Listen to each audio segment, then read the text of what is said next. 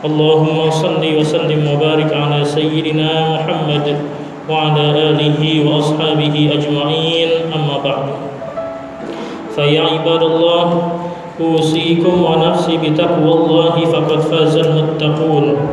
A'udzu billahi minasy syaithanir rajim.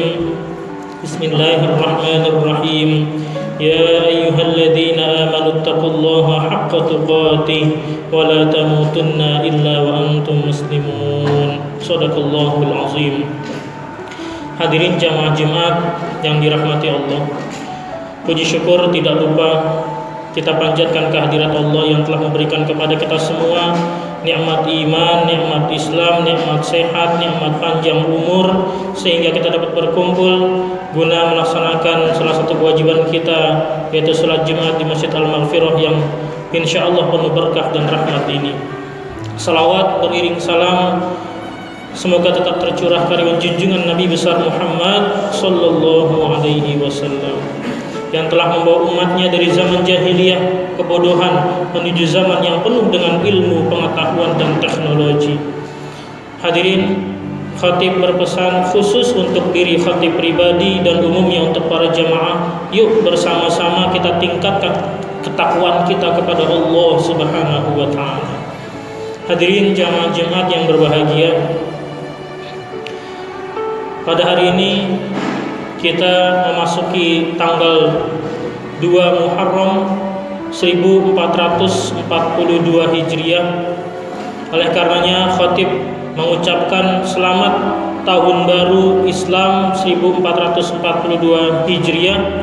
Mudah-mudahan di tahun baru ini kita diberikan kesehatan lahir batin, diberikan keberkahan dalam hidup, sukses dunia akhirat, dan mudah-mudahan kita senantiasa istiqomah di jalan takwa kepada Allah Subhanahu wa taala. Amin ya rabbal alamin. Hadirin jamaah Jumat yang dimuliakan Allah, sistem kalender Islam dimulai dari bulan Muharram, dan ini tidak terlepas dari sebuah peristiwa yang luar biasa, peristiwa yang spektakuler, yaitu peristiwa hijrahnya baginda tercinta Rasulullah Shallallahu Alaihi Wasallam dari kota Makkah ke kota Madinah Al-Munawwarah. Oleh karenanya pada kesempatan yang berharga ini khatib akan membawakan tema hikmah dari hijrahnya baginda Rasulullah Shallallahu Alaihi Wasallam yang dapat kita aplikasikan di dalam kehidupan kita. Hadirin sidang Jumat yang berbahagia, Allah Subhanahu wa taala mengutus Rasulullah, salah satu tugas utamanya adalah berdakwah, mengajak, berseru kepada agama Islam. Dan Islam tidak akan menyebar luas ke penjuru dunia tanpa adanya proses dakwah, ajakan seruan kepada Islam. Rasulullah berdakwah dimulai dari mendapatkan wahyu yang pertama di Gua Hiro. Dimulai berdakwah terus menerus selama 13 tahun di kota Makkah. Namun dakwah Rasulullah di kota Makkah selama 13 tahun belum mencapai hasil yang maksimal, atau kita bisa katakan kurang berhasil. Kemudian Rasulullah tidak berputus asa, tidak melarikan diri dari umatnya, tapi Rasulullah bermunajat, berdoa, berkonsultasi kepada Allah Subhanahu wa taala. Maka kaitannya dengan konteks sekarang kita ini adalah ketika kita punya keinginan yang belum tercapai, cita-cita yang belum terlaksana, proyek yang belum goal, lamaran kerja belum diterima, maka kita bermunajat, berdoa, berkonsultasi kepada Allah Subhanahu wa taala. Jawaban dari konsultasi munajat Rasulullah kepada Allah Subhanahu wa taala, Allah Subhanahu wa taala menjawab munajatnya Rasulullah, yaitu Allah Subhanahu wa taala memerintahkan Rasulullah untuk berhijrah ke kota Yastrib. Dahulu namanya belum Madinah Al-Munawwarah, belum. Namanya kota Yastrib. Singkat cerita, berangkatlah Rasulullah Shallallahu alaihi wasallam ke kota Yastrib. 6 kilometer sebelum kota Yastrib, Rasulullah berhenti dan membangun masjid yang pertama kali dalam sejarah Islam yang dikenal dengan nama Masjid Quba. Jamaah haji, jamaah umroh sering sekali berziarah atau mengunjungi Masjid Quba. Dan Rasulullah sangat senang sekali berziarah ke Masjid Quba karena adalah masjid yang bersejarah yang pertama kali dibangun oleh Rasulullah Sallallahu Alaihi Wasallam. Kemudian setelah membangun masjid, Rasulullah melanjutkan perjalanan ke kota Yastrib. Sesampainya di kota Yastrib, Rasulullah disambut oleh sahabat-sahabat Ansor. Kemudian Rasulullah bertanya kepada sahabat-sahabat Ansor, "Aina suq?" Di mana pasar? Kemudian sahabat-sahabat Ansor menunjuk di mana letak pasar tersebut. Artinya apa? Rasulullah ingin membangun sistem perekonomian atau ekonomi Islam. Dari 2 item besar ini, yang pertama kali Rasulullah membangun masjid, yang kedua Rasulullah membangun pasar. Makna realitanya, konteksnya adalah Rasulullah membangun masjid adalah masjid sebagai simbol dari pembangunan akidah. Yang kedua, Rasulullah membangun pasar, artinya pasar sebagai lambang perekonomian Islam atau ekonomi Islam. Maka berdakwah, berjuang butuh akidah yang kuat dan ekonomi yang kuat. Karena orang yang akidahnya kuat tapi ekonominya kurang baik, maka dakwahnya belum maksimal. Begitupun sebaliknya, ekonominya baik tapi akidahnya bobrok, maka hasilnya pun tidak maksimal. Maka Rasulullah Shallallahu Alaihi Wasallam, al-mu'minul qawiyyu khairun wa ahab bin mu'minid dhaif. Orang mukmin, orang beriman yang kuat lebih baik dan lebih dicintai oleh Allah dari mukmin yang lemah. Makna qawi, makna kuat bisa bermakna kuat akidahnya, kuat ekonominya, kuat pemikirannya, kuat kecerdasannya, dan lain-lain sebagainya. Hadirin sidang Jumat yang berbahagia, kemudian setelah Rasulullah membangun akidah, membangun ekonomi Islam, Rasulullah membangun kebudayaan Islam, peradaban Islam, sehingga kota Yastrib menjadi kota yang sukses, maju, makmur pada zamannya dan sampai dengan saat ini. Kemudian barulah setelah sukses, makmur, maju kota Yastrib diganti namanya menjadi kota Madinah. Dan ditambahi dengan kata Al-Munawwarah di belakang kata Al-Madinah menjadi Al-Madinah Al-Munawwarah. Artinya kota yang bersinar, yang sinarnya menerangi dan mengilhami kota-kota dan negara-negara lainnya. Masya Allah, luar biasa. Hadirin sidang Jumat yang dirahmati Allah. Kemudian setelah Rasulullah membangun akidah Islam, ekonomi Islam, peradaban Islam, kebudayaan Islam menjadi maju, menjadi makmur, kemudian melakukan ekspansi atau perluasan dakwah Islam ke negara-negara lainnya yang dimulai dari kota kelahirannya, yaitu kota Makkah Al-Mukarramah yang kita kenal disebut dengan peristiwa Fathu Makkah atau pembebasan Makkah dari kafir Quraisy. Maka maknanya apa? Bahwa kejayaan Islam, peradaban Islam, kemajuan Islam dimulai dari peristiwa hijrahnya baginda tercinta Rasulullah Sallallahu Alaihi Wasallam.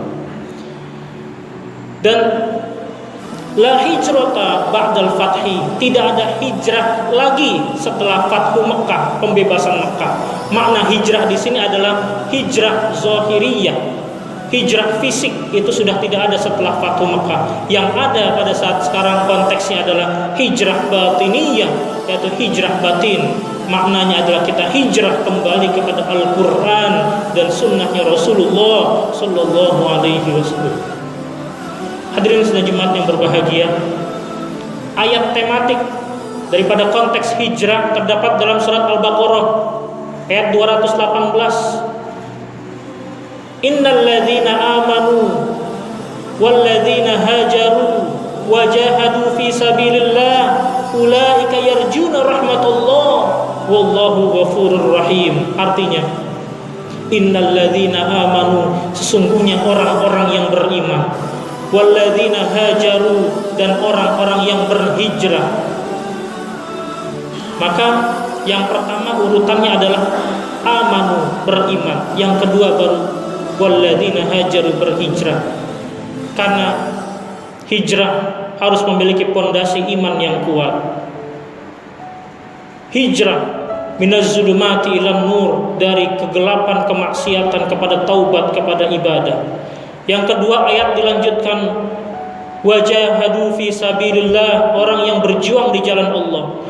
Berjuang, berjihad tidaklah hanya mengangkat senjata di medan perang, tapi berjihad yang sesungguhnya, yaitu jihadun nafsi.